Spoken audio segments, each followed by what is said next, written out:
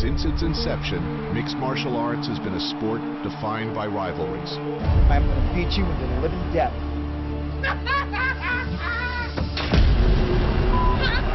Anytime you want, I'll knock you out again. George, I'm going to kill you, and I'm not joking about this. The most anticipated fights You a coward ass. always have something more behind them. Anderson Silva, you absolutely suck. Hate.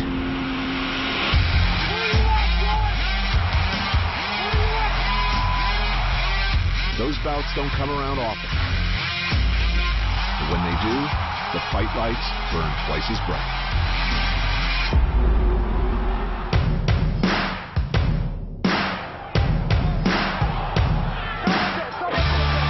Jon Jones, the best fighter ever to put on a pair of 4-ounce gloves. He's seeking his 8th straight title defense against the toughest and most dynamic opponent he's ever faced. Daniel Cormier, a former Olympic wrestler, currently undefeated in mixed martial arts, is looking to overthrow the Bones Jones throne. The most coveted prize in the sport is on the line. That and a pair of titanic egos. I wish they would let me next door so I could spit in your face. That's like calling me the N-word. I would literally kill you if you spit in my face. John, do you think I'm just going to sit there and let you kill me, John? Every ounce of training you put in leading up to this fight will be a waste of your life. DC, you suck. The lives of 2 generational fighters have led to one moment. John, can you hear that, John? This is one of those fights where I just cannot lose. This Saturday, there will be bad blood.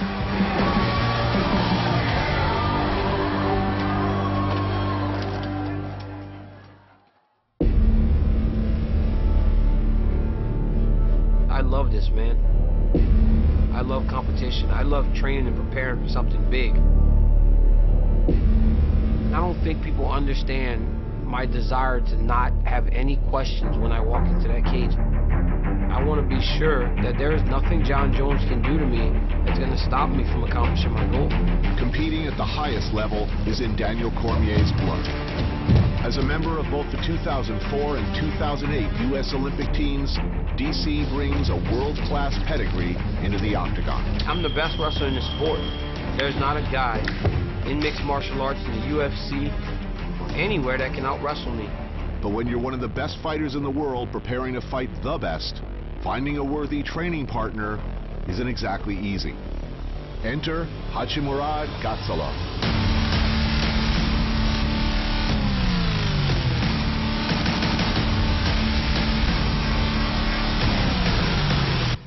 The 96-kilo Olympic gold medalist from the 2004 Games in Athens. Gatsalov destroyed a lot of dreams on his way to gold. Most notably were those of a 25-year-old American named Daniel Cormier. The guy's a 6-time world champion, Olympic champion, one of probably the top 10 to 15 best wrestlers of all time. Пришел, чтобы помочь ему взять титул и побить Джон Джонсона. There's a different level of wrestling, as you see, and man, he's good.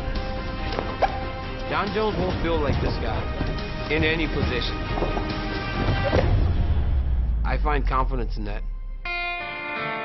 There's no easy way to beat a guy like Jon Jones. But today I got better. And I'll get better tomorrow. And if I can get better by 1% every day, I'll be fine. Это его судьба стать чемпионом, и я знаю, что он выйдет и сломает кости. I want to break him and take him to a place that he's never had to go.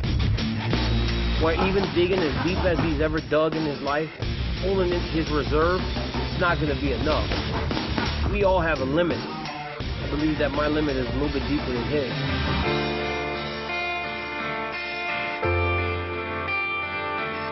I want to take him and I want to drown him. For Daniel Cormier, training for a championship fight in the UFC is a brand new experience. But in the American Southwest, a mile above sea level, training for championships is a way of life.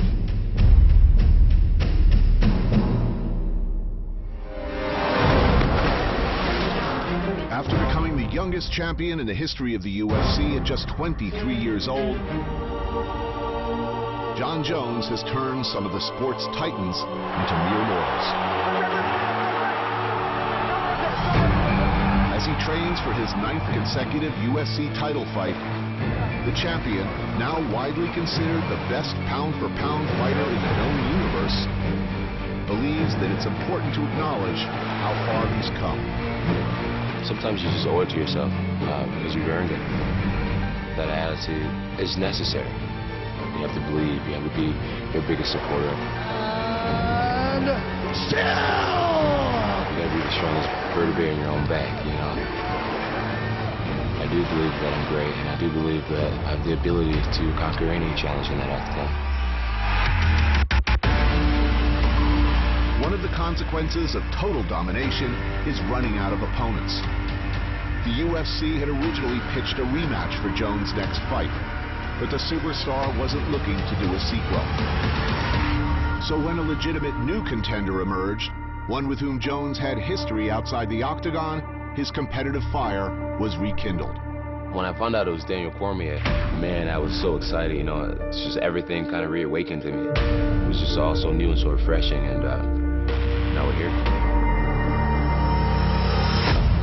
He has been literally obsessed with me since the day he met me. It's like some type of weird stalker. He's formulated this whole relationship in his head of me offending him. Jon walks up to me and he looks at me and he goes, "Well, you look like a wrestler." The tone that he said it in was very condescending. I was like, "Oh, that's what's up, man." I was like, "Man, I bet you I'd take you down 9 times out of 10. I'd take you down any day." I was being sarcastic with the guy, but you took it.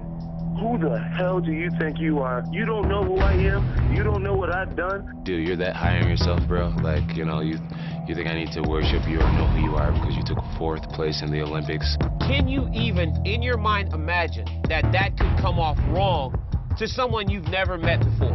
If you don't know me, you could literally just say, "What's going on, man? I'm Jon Jones. Nice to meet you." It just made you look silly, immature, and way too prideful. He made things personal. You know, he found a way to create a drama and create something between us, and you know, now it's there.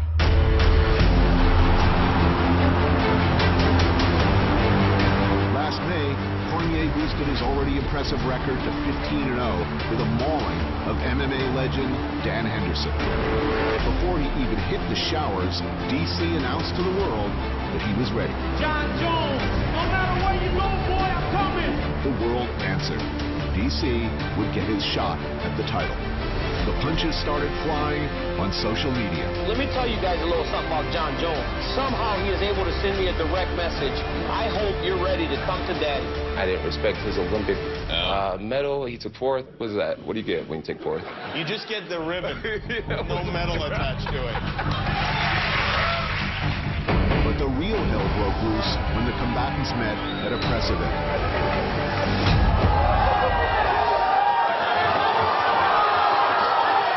As they were preparing to go on air for a live interview, some more pleasantries were exchanged. Jon, can you hear that, Jon? You got your ass whipped today, buddy. No, I didn't.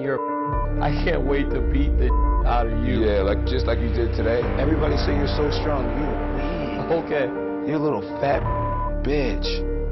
How much you weigh right now, fat? I wish they would let me next door so I could spit in your face.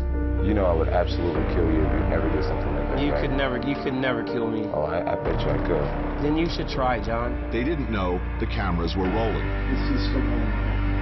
When you say live, like who can hear?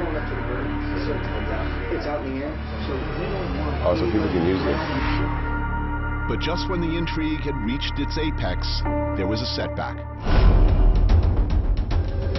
Jones suffered a leg injury in training that was bad enough to postpone the September fight.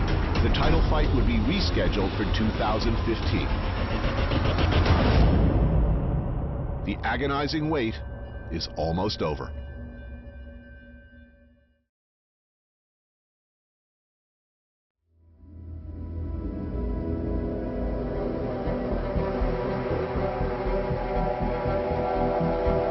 In the high desert, UFC light heavyweight champion Jon Jones prepares to defend his title for the 8th time.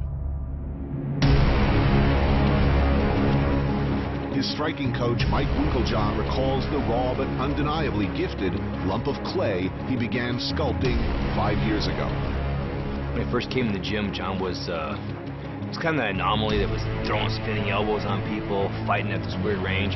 On watching his fundamentals, they weren't quite there yet, but you could tell he had that thing, whatever that thing is, and a lot of it we found to be just belief. That deep self-faith has empowered Jones to crush any challenger. But Cormier is the first opponent bold enough, or perhaps fool enough, to have shown him flagrant disrespect. For him to tell me he would spit in my face, that's like calling me the N-word. It's just the lowest thing you can do to somebody. I've fought many guys that I didn't like. The only difference is, you know, he put his hands on me. I've never had a guy touch me before the fight.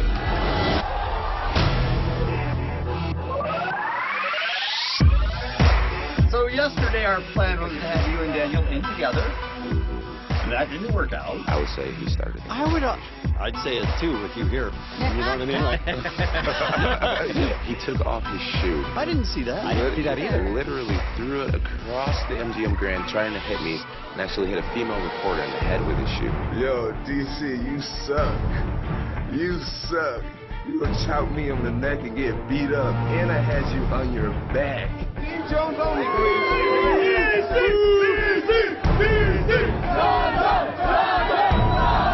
I decided to stand my ground and let Daniel know that I'm not a kid.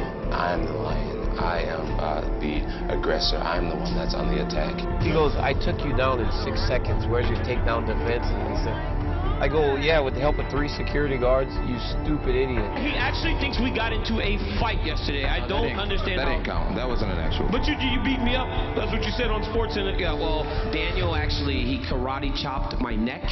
And when he karate chopped my neck, I responded in self-defense, and then I just beat him up.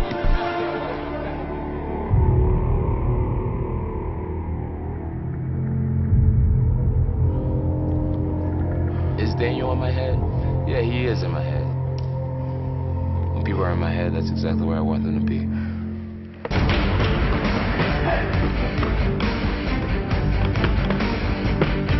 When Jon's real motivated for a fight, a lot of that has to do when he's pissed off at the guy and he gets focused. Jon trains that much harder. He gets a little more Spartan. He gets a little more, I guess the word would be intense. I'm more motivated. I'm focused. You know, I got several months to focus on one task, one assignment. This is one of those fights where you can tell the bad blood has brought that chemistry out of him, where he wants to go that much harder in camp. Ultimately, when you win the fight, you win the argument.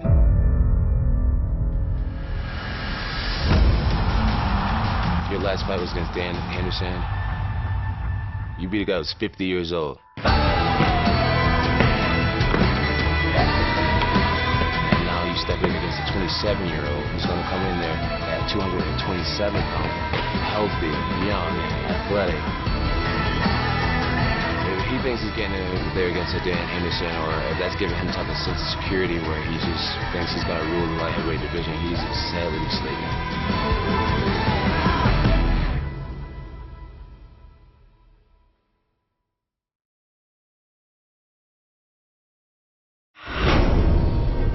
San Jose, California. The staging ground for Daniel Cormier's challenge to the UFC light heavyweight champion. Having the word Olympian on his resume makes DC unique, even in the colorful world of mixed martial arts. But it's his training with the UFC heavyweight champion that he says gives him his real edge. No! Everything we do is here. It's always here, okay? Having Cain Velasquez is everything. I get to train with the best fighter pound for pound in the world on a daily basis. Every day coming in, you're not always the top dog. You know, we're always fighting to be the top dog here in the gym. That's how close it is. It's an amazing thing to have someone with the championship level experience that he has in the gym day to day on my side, helping me.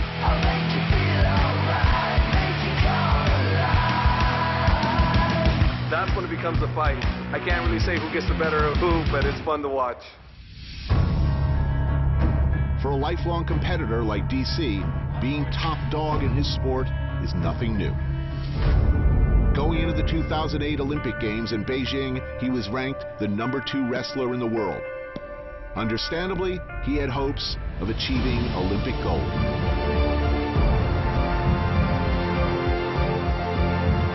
But he wouldn't even get his chance to compete. I used to cut weight really, really bad. 2008, I made the Olympic team, and when I actually got on the scale, I made my weight 96 kilograms, but then my body just shut off. I was vomiting, I was cramping. I ended up in the hospital. They were concerned that I would have to do dialysis and everything. The USOC said, Daniel, you can't wrestle. I was so hurt because I worked so long to try and win, and I didn't get that opportunity.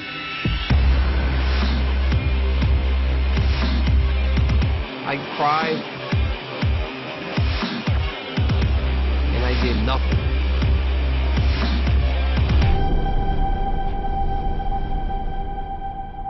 And I gained 40 pounds. It was almost like a death.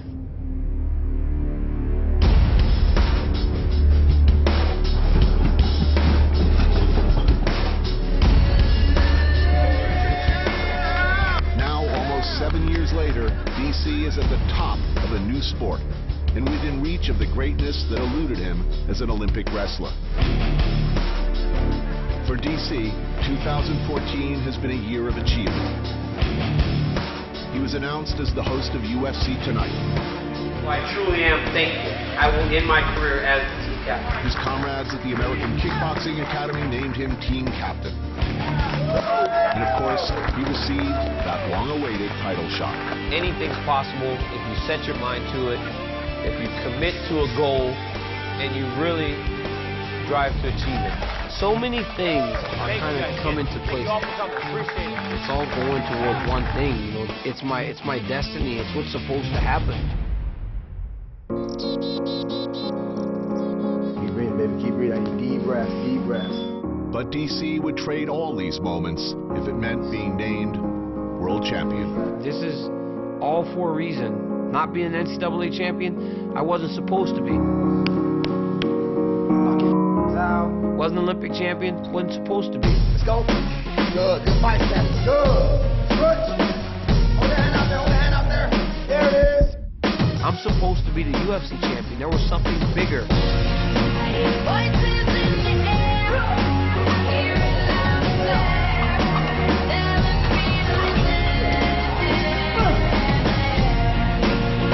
I know I'm going to win. There is no doubt in my mind. There is no doubt in my heart that I'm going to win. Why are all of these good things happening? I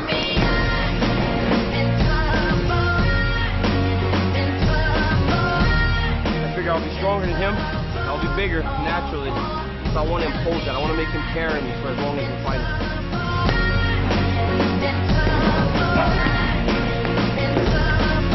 Now he has a chance to redeem himself in his mind.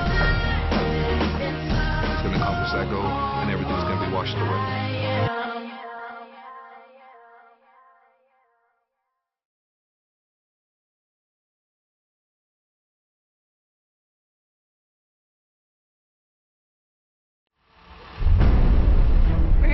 At the time is now event. Daniel, we get to be around your opponent. How's that going?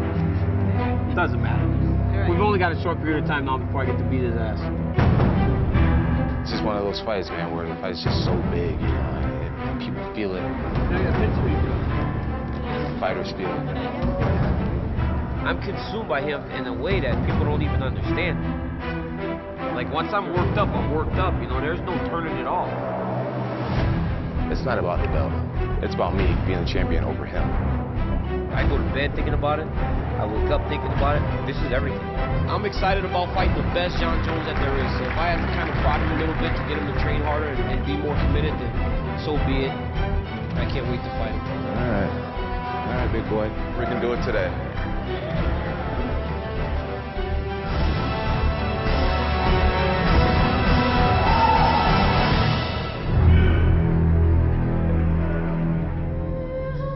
Jon Jones and Daniel Cormier, both effectively undefeated in mixed martial arts, who have reached the zenith of their craft. They're now celestial bodies on an inevitable collision course where extreme violence is the only absolute. I study him every night, and I'm thinking about him when I decide what I'm going to eat, when I'm going to sleep, how often I'm going to train. For Jon Jones, this fight is about continuing his unprecedented reign as king and ensuring that he'll be one day remembered as the greatest who ever lived. For Daniel Cormier, this fight is about achieving the greatness he never could as an Olympian. I'm planning to break his spirit, his heart. I'm going to reach and I'm going to tug at his belt. Tug at his belt, tug at his belt, until eventually I feel like I'm going to break him. Despite all their differences, the two fighters do agree on one thing: how much they hate each other. John, can you hear that, John?